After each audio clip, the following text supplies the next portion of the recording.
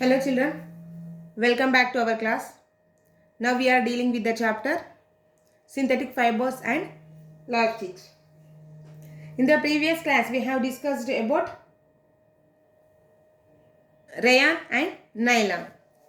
Today's class you are going to learn about the another two synthetic fibers, that is the acrylic and polyester. If you see,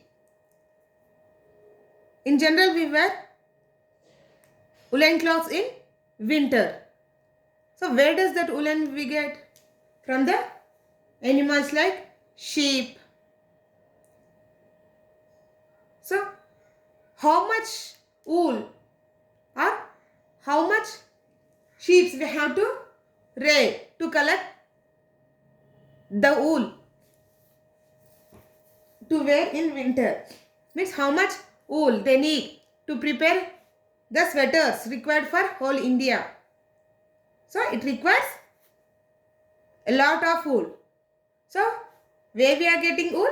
Again from the sheep only. So how many sheep they have to rear? So it is difficult to rear that much sheep and also to get that much wool. So that is the reason we are using the artificial fibers. Here the acrylic is just like the wool, So we use sweaters, shawls, blankets in winter. We feel that those are made from the natural wool. So here the wool is more expensive and it is not affordable and accessible by everyone because of its cost. So we are getting the artificial wool, that is nothing but acrylic. The fiber we are using to make all those sweaters or shawls is the acrylic. It became commercially available in 1941 and it looks like same as the natural wool. So it is called as fake fur. Fake fur or artificial wool or artificial silk. It is also made by petrochemicals like other synthetic fibers and spun by either dry spinning or wet spinning. If you see in the dry spinning, the dissolved polymers are excluded into warm air. So that's why we call it as dry spin. And the fibers are solidified by evaporation. Whereas in the wet spinning, the polymers are dissolved and excluded into bath and then dry out. So we call it as wet spinning. So what are the wool we are obtaining by these two processes are just like the natural source. Just like the natural wool only. But it is cheaper when compared to the natural wool. Now, it is not only used for the sweaters or shawls. It is also used for the knitting apparels like fleece, socks, sportswear, sweaters, craft yarns, luggage warnings, carpets, vehicle covers, etc. Okay. So, like other synthetic fibers, it is also made from the petrochemicals and also used for the different type of household things. Okay. Next, why we have to use this synthetic fiber? Because for the natural fiber, it takes long time and it absorbs more water and it takes much time to dry. Whereas synthetic fiber, it is cheaper and absorbs less water even dries faster when compared to the natural fiber. If you see, some fibers are waterproof. So depending upon the situation, and if you see, the natural fibers are more cost and it takes lot of time for the production. But whereas the synthetic fiber, which is man-made, it is easy to for the production and also cheaper when compared to natural fiber. Not only this, they are durable. The synthetic fibers are durable, less expensive and affordable by everyone and easy to maintain when compared to natural fiber.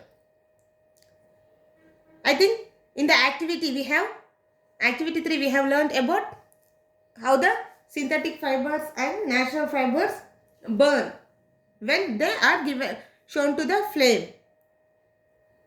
So the synthetic fiber melt on heating. So this is the disadvantage of the synthetic fibers.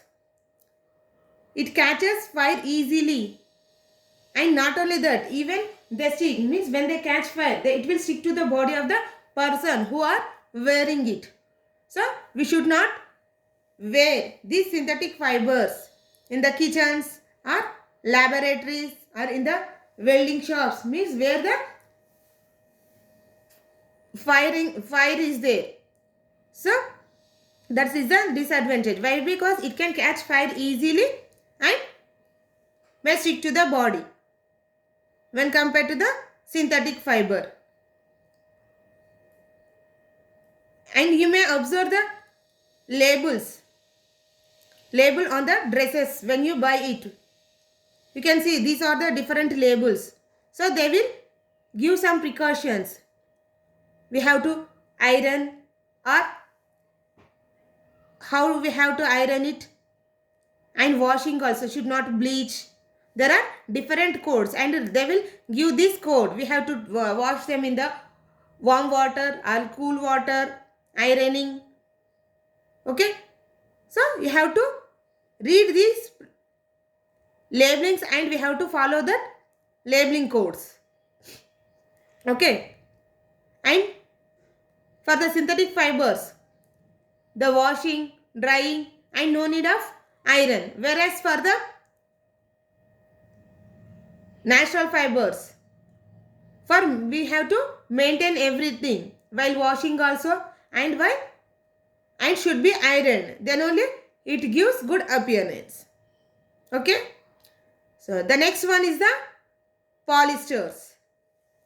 So it is also most commonly used synthetic fiber.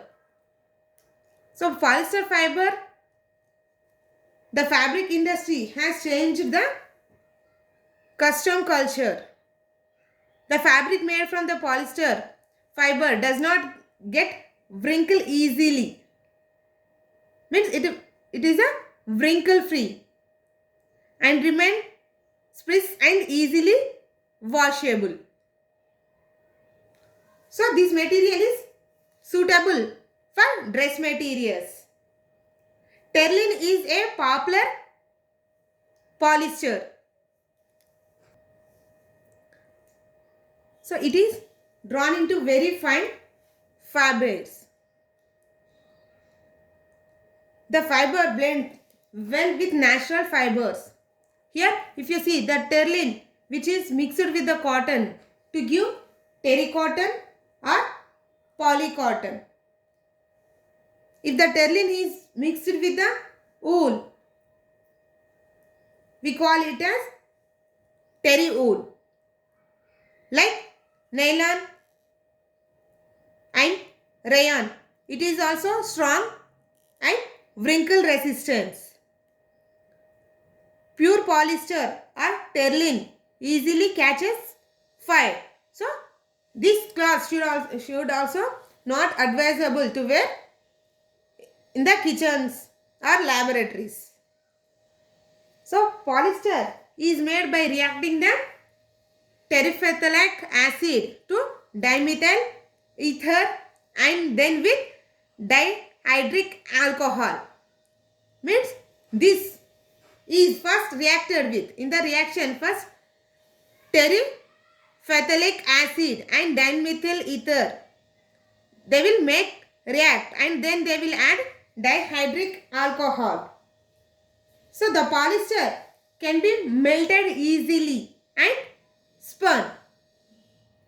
So this property of melting allows the fiber to convert into different shapes and sizes, whatever we want.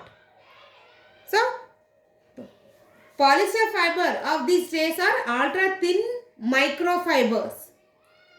Very thin. Nowadays what we are getting is a very thin fibers, so that it appears like smoother and softer feel.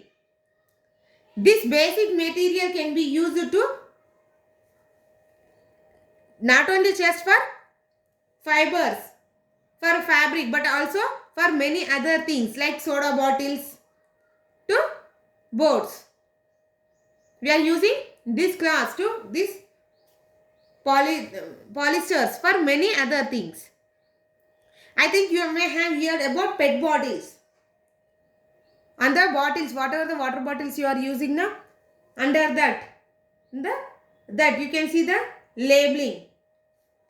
So in each and every bottle, for every bottle they will give some labeling, because of how that bottle is prepared. You can see these labels under the water bottles. Here one means PET, polyethylene tetraphthalate.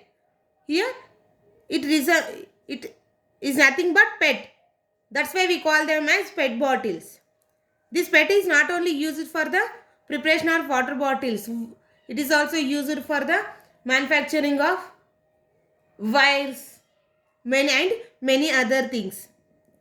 And second number here, HDPE, high density of polyethylene. And next one is the third number is the vinyl, polyvinyl chloride, or we can call it as in short form PVC. LDPE, low density polyethylene. Here number 4 represents, whereas the number 5, PP, polypropylene. 6, polystyrene. And you can see the 7th one is the other. That is the other category, which includes numbers not specially numbered as, means among these, except all these, the other, any other qualities are there, those comes under others, means it comes under 7. So here 1, it represents the good quality, means number 1 quality, whereas as the number decreases, the quality of that plastic also decreases, and that number is kept inside the triangle. It indicates that it is a PET bottle. Here number 1, it indicates the PET bottle, and this also indicates whether it is recyclable or not. This symbol also. Okay children, see you in the next class with another topic. Thank you.